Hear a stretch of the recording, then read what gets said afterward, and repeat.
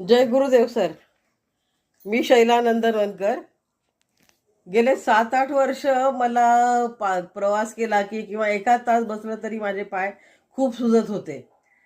पण काल मी 8 तासाचा प्रवास केला आणि माझे पाय अजिबात सुजले नाहीत.